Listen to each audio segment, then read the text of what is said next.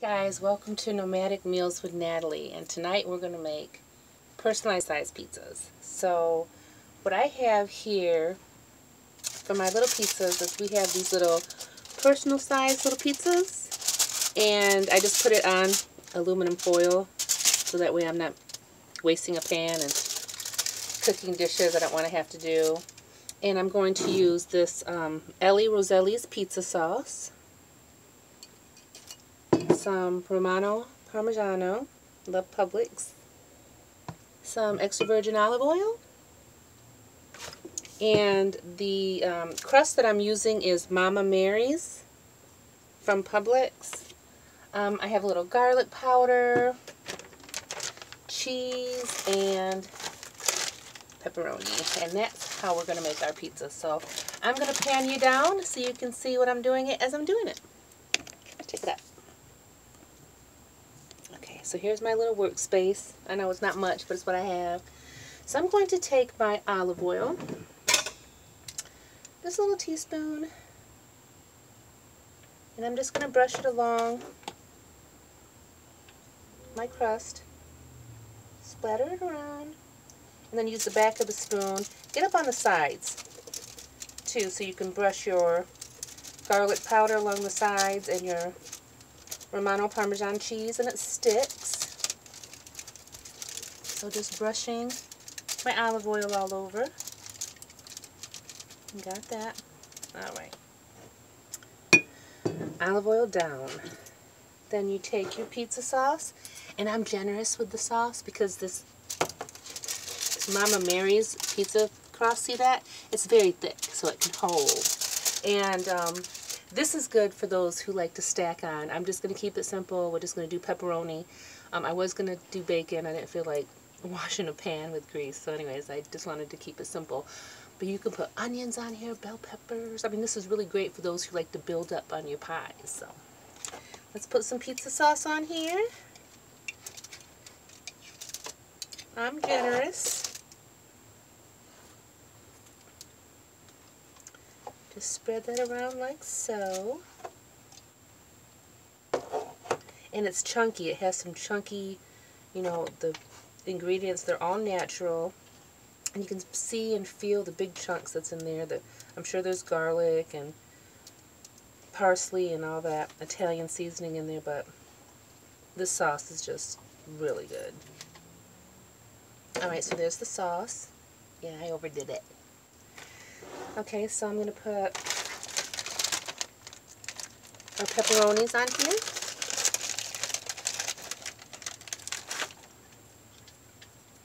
And this one is my son's. My daughters and I, we already have ours in the oven, so you can see what it looks like in a minute.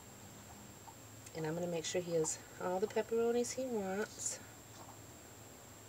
This is what's fun about making your own personalized pizza, is you get to make it just the way you want it. So, da-da-da, get all the pepperonis on here. Da-da-da. One for good measure. Okay. I need to stop playing, I'm sorry. Okay, that's the pepperoni. Now I have some olive oil around the edges, so I'm going to take some of my garlic powder in my hand, and I'm just going to brush the edges. Just sprinkle the edges with some garlic powder. It's a nice little treat when you get to the end bite.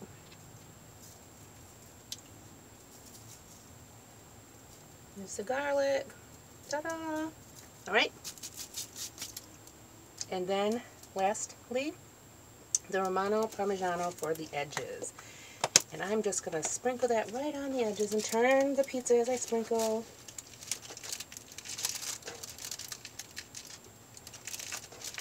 And generously, because you can never go wrong with this stuff.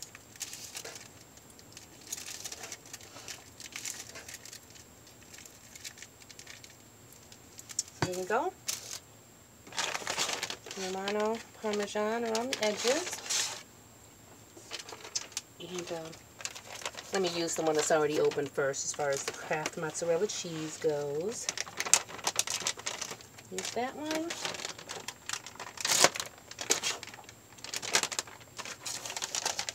And I'm generous with my cheese. You don't have to be this generous, but we like cheese. So, ta-da-da.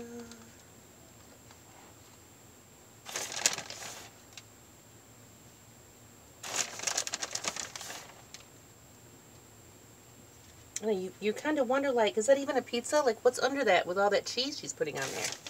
Make yours your own way. I'm making mine my way.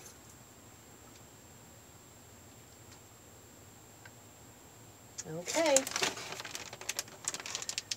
So this is my melted cheese on top of pizza, if that's what it's called.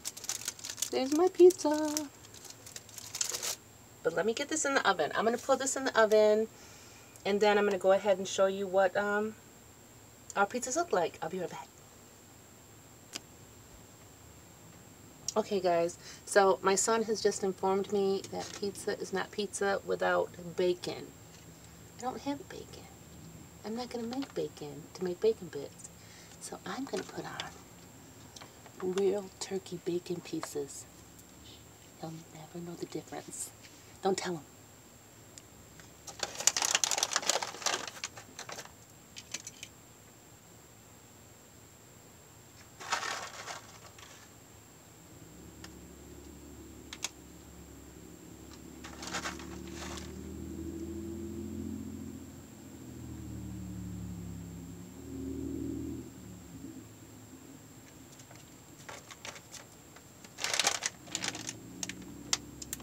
There you go. I put bacon on it. I'm horrible. Okay guys, I wish I had smell-o-vision, because you need to smell how delicious this smells. And it's something with like a fresh dough or a really good dough, where you're not just smelling the pizza, but you're kind of smelling fresh bread dough that mixes together, and it's like heaven. But the pizzas look really good to me, so I'm going to get ready to pull them out so you can check one.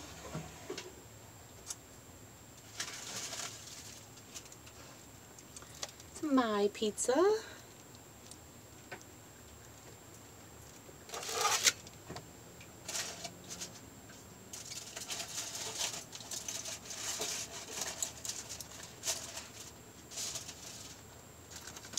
This is my daughter's pizza.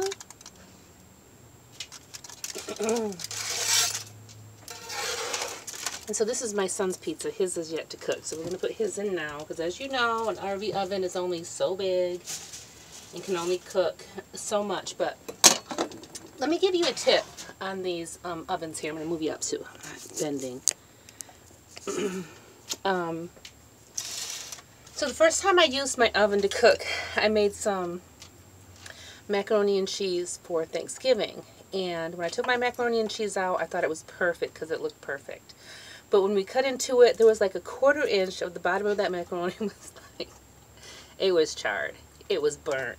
I thank God it didn't ruin the flavor of the macaroni and cheese, but the bottom of that was burnt. And anybody who knows RV stoves, you know why. It's because the burner is so close to the bottom plate of the middle of the oven that you don't really have much leeway for heat. That whole bottom plate just gets hot, super hot. It's just like a small, thin sheet of metal in between the fire and your food. Well, what I've done is I've taken a, what do you call it? One of those pizza things. They're about this round. I got mine from Target. A pizza stone. I'm so sorry. I don't know how that just evaded my memory.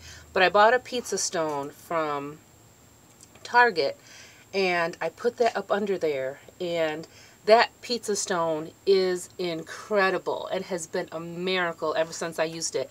I lay that pizza stone directly on top of the sheet of metal, so that way I have a barrier between my rack and that sheet of metal, and I have that, I don't know, a 1/4 inch thick of pizza stone to act as a barrier, so that way the heat kind of distributes and goes around my food and up on top of my food. And it's its own conductor of heat that kind of goes like that, so that it's not just cooking the bottom. So if you look at the bottom of our pizza, it's not burnt. Look at that. It's not burnt. If that pizza stone was not on there, that would be charcoal black. I mean, it would have ruined the pizza. And so I cooked my pizza on the ingredients, or I'm sorry, the pizza crust says to cook the pizza crust at 425 for 7 to 10 minutes. You'd never follow directions like that when it comes to an RV oven. So I cooked mine at about anywhere between 250 and 300 degrees for, I don't know, 15, 20 minutes. I cooked it slower. Sorry, Duke is making tons of noise in the background. He's just not appreciating having full FaceTime on here. But I noticed that cooking slower and longer just works better for us.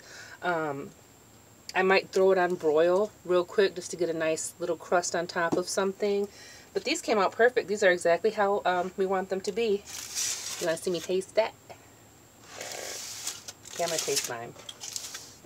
Let me cut it with my outdoor spatula grill thing I got. Go back and forth and just pretend like this is a pizza cutter.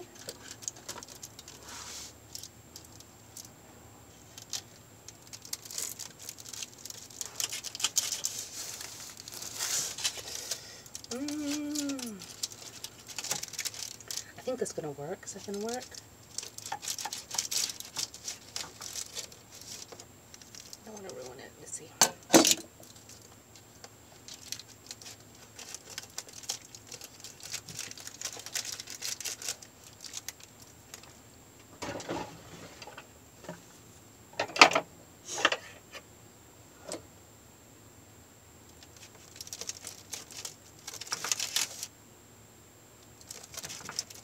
I'm going to make sure it cuts. I don't want it to be, you know, you got something and you want it to look pretty. I don't want it just to be delicious. I want it to look nice. But anyways, let me pull that up. It's coming up. Okay, there it is. There's my pizza.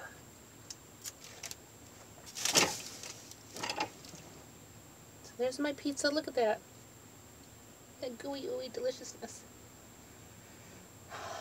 See that?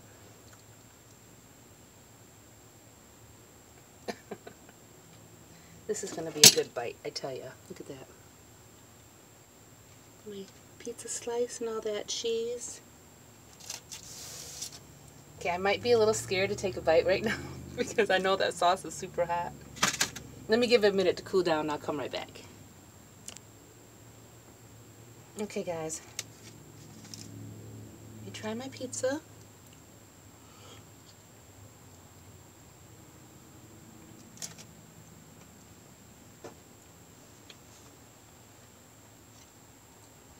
That is so good. That is absolutely delicious. Anyways, thank you so much for watching the Nomadic Meals with Nat.